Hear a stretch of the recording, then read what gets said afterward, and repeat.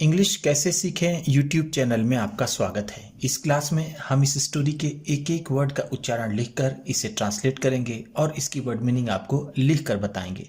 लिखने से वो वर्ड मीनिंग आपके दिमाग में ज़्यादा समय तक रहेगी और आपको इंग्लिश पढ़ने के साथ साथ उसकी मीनिंग भी निकालना बहुत ही आसानी के साथ आने लगेगा। इसी के साथ आप कर दीजिए इस वीडियो को लाइक और मैं करता हूँ शुरू।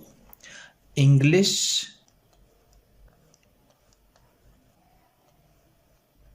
रीडिंग।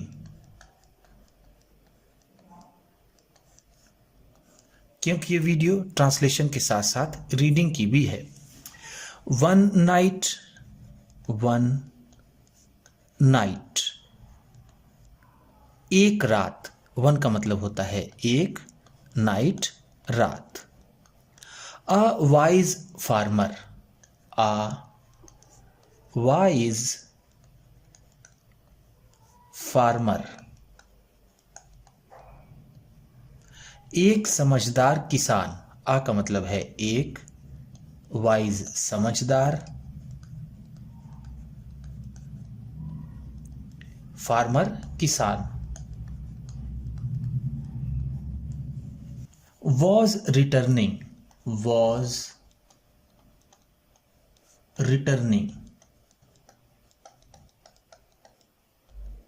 वापस लौट रहा था, वॉज का मतलब था, रिटर्निंग का मतलब लौट रहा, लौट रहा। होम, घर, होम का मतलब है घर। From a fair, from a fair. किसी मेले से, फ्रॉम का मतलब है से, आ का मतलब यहां पर होगा किसी, फेयर मेला। एक समझदार किसान एक रात किसी मेले से घर लौट रहा था। ही बॉट, ही बॉट, उसने खरीदा। ही का मतलब होगा यहां पर उसने, बॉट खरीदा। बॉट बाई का सेकेंड फॉर्म है। बाई का मतलब होता है खरीदना और बॉट है तो खरीदा। आ बफलो, आ बफलो, एक भैंस। आ का मतलब है एक, बफलो का मतलब होता है भैंस। फ्रॉम देयर, फ्रॉम देयर, वहां से। फ्रॉम का मतलब से, देयर वहां से यानी मेले से। While he was passing, while he was passing, जब वो गुजर रहा था। वाइल का मतलब यहां पर होगा जब या फिर उसके गुजरते समय। पास का मतलब होता है गुजरना या फिर जाना, तो हम यहां पर कहेंगे गुजरना। वॉज पासिंग है तो गुजर रहा था। Through a dense forest, through a dense forest, एक घने जंगल से। थ्रू का मतलब यहां पर होगा से, डेंस का मतलब घना, फॉरेस्ट जंगल। ध्यान दीजिएगा किसी रास्ते से गुजरने के लिए थ्रू का यूज करते हैं, फ्रॉम का नहीं। अ डकैत केम, अ डकैत केम, एक डाकू आया। डकैत का मतलब होता है डाकू, केम आया। केम कम का सेकेंड फॉर्म है। कम का मतलब होता है आना और केम है तो आया। In front of him, in front of him, उसके सामने। इन फ्रंट ऑफ का मतलब होता है के सामने, के सामने। हिम उसके। He had a big stick, he had उसके पास थी। हैड का मतलब है यहां पर के पास थी, के पास थी। अगर यहां पर हैज होता तो इसका मतलब होता के पास है, तो उसके पास थी अ बिग स्टिक, एक बड़ी छड़ी या फिर एक बड़ी लाठी। स्टिक का मतलब यहां पर हम कहेंगे लाठी, बिग का मतलब बड़ी। In his hand, in his hand, उसके हाथ में। हैंड का मतलब होता है हाथ, इन का मतलब में, हिज उसके, यानी डाकू के हाथ में एक बड़ी लाठी थी। ही सेड, ही सेड, उसने कहा। ही का मतलब है उसने, सेड कहा। सेड से का सेकेंड फॉर्म है। से का मतलब होता है कहना, सेड है तो कहा। Give me all that you have, give me, मुझे दे दो। गिव का मतलब होता है देना, मी मुझे। ऑल दैट यू हैव, जो सब कुछ तुम्हारे पास है। ऑल दैट का मतलब है सब कुछ, यू हैव तुम्हारे पास है। The farmer was afraid, the farmer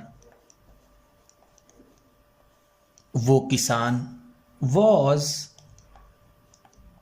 afraid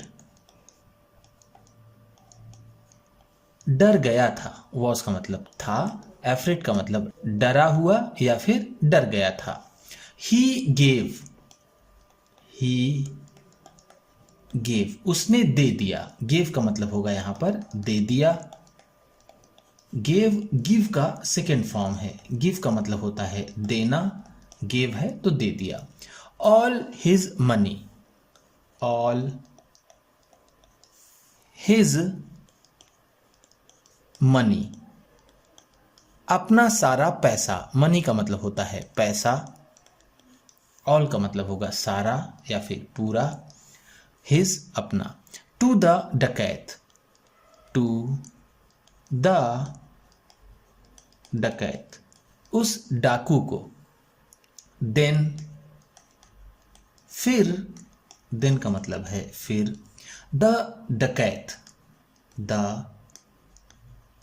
डकैत, ऐसे तो इसका सही प्रोनाउंसिएशन डकैत होता है, लेकिन यहां पर हम इसे डकैत भी कह सकते हैं। फिर उस डकैत ने सेड कहा, give me the buffalo too, give me मुझे दे दो, द बैफलो टू इस भैंस को भी। टू का मतलब है भी, बैफलो भैंस। सो इस तरह, सो का मतलब है इस तरह, इस तरह। द फार्मर, द फार्मर वो किसान। हैंडेड ओवर, हैंडेड ओवर दे दिया। हैंड ओवर का भी मतलब होता है देना, तो उसने दे दिया। द बैफलोज रोप, द बैफलोज रोप भैंस की रस्सी को भी। ये एपोस्ट्रोफी, ये एस, एपोस्ट्रोफी और एस का मतलब होता है का, की, के। तो यहां पर बैफलो है यानी भैंस की, रोप का मतलब होता है रस्सी। टू द डकैत उस डाकू को। देन फिर the farmer said, the farmer said फिर उस किसान ने कहा, I have given you everything, I have given मैंने दे दिया है, यू तुम्हें, एवरीथिंग, एवरीथिंग सब कुछ, एवरीथिंग का मतलब होता है सब कुछ। That I had, that I had, जो मेरे पास था। दैट का मतलब है जो, आई हैड मेरे पास था। ध्यान दीजिएगा, हैव गिवेन है, इसका मतलब होगा दे दिया है। अगर यहाँ पर हैड होता और यहाँ गिवेन जो गिव की थर्ड फॉर्म है, तो इसका मतलब होता दे दिया था। प्लीज गिव मी, प्लीज, कृपया, प्लीज का मतलब होता है कृपया। गिव मी, मुझे दे दो। योर स्टिक, योर स्टिक, अपनी लाठी। योर का मतलब है अपनी, स्टिक लाठी। बट, लेकिन, why do you need it, why do you need it, लेकिन तुम्हें इसकी जरूरत क्यों है। नीड का मतलब होता है जरूरत होना, जरूरत होना। वाई, क्यों, तुम्हें इसकी क्यों जरूरत है। आस्क्ड द डकैत, आस्क्ड द डकैत, डाकू ने पूछा। आस्क्ड का मतलब है पूछा।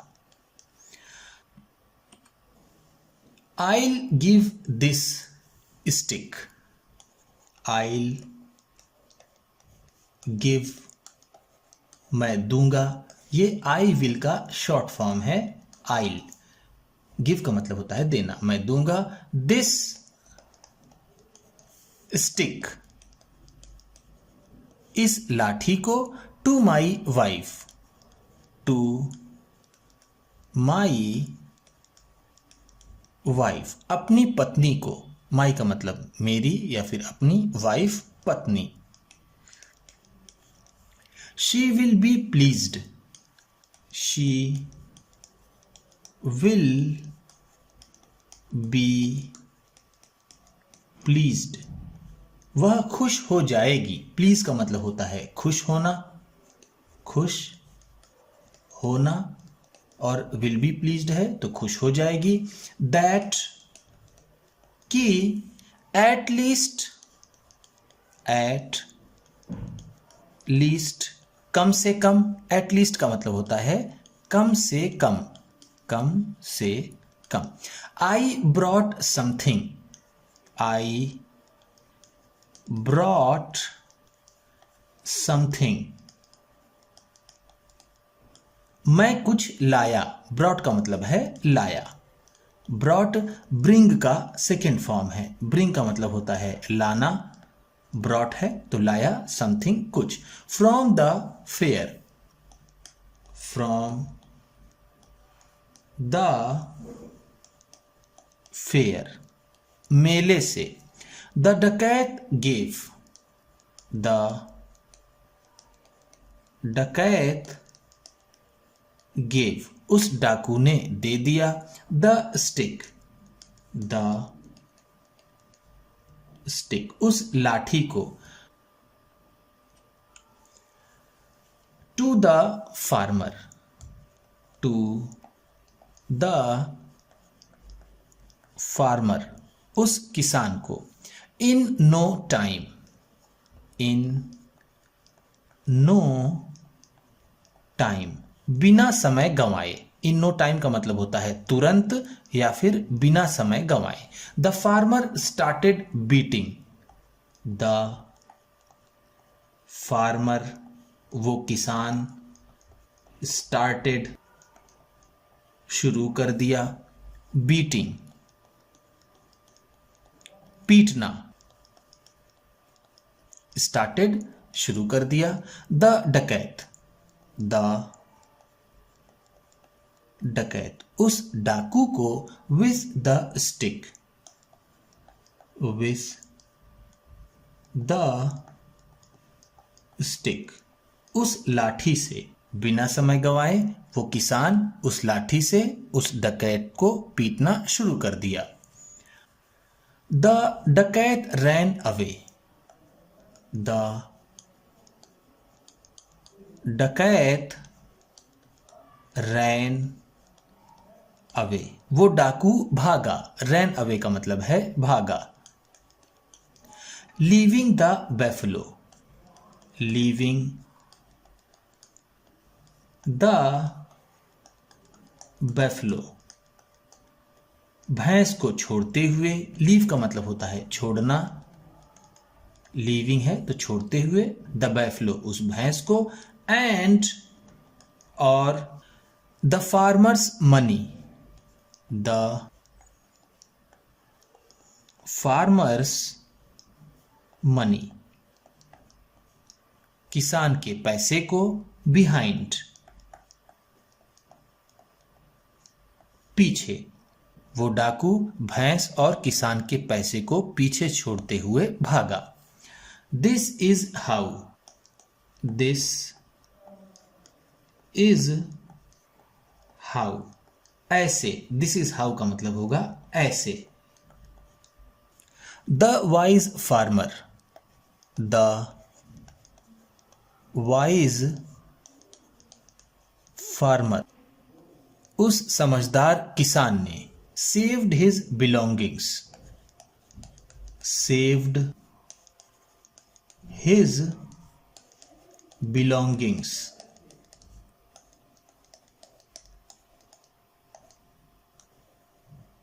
अपने सामान को बचाया। सेव्ड का मतलब है बचाया। हिज बिलोंगिंग्स, अपने सामान को। बिलोंगिंग्स का मतलब होता है सामान। फ्रॉम द डकैत। फ्रॉम द डकैत, उस डाकू से। इस तरह उस समझदार किसान ने अपने सामान को उस डाकू से बचाया। उम्मीद करता हूं इस क्लास में बताई गई वर्ड मीनिंग्स आपको अच्छी लगी होंगी। सबसे अच्छा वर्ड कौन सा लगा इसे कमेंट बॉक्स में ज़रूर बताइएगा। इसी तरह की वीडियोस के साथ साथ ढेर सारी रीडिंग की, ट्रांसलेशन की और बहुत सी इंग्लिश सीखने वाली वीडियोस पाने के लिए चैनल को सब्सक्राइब कीजिए और ये वीडियो किसी न किसी अपने एक दोस्त को, मित्र को, परिवार वाले को शेयर भी ज़रूर कर दीजिएगा। तो चलिए मिलते हैं फिर अगली वीडियो में।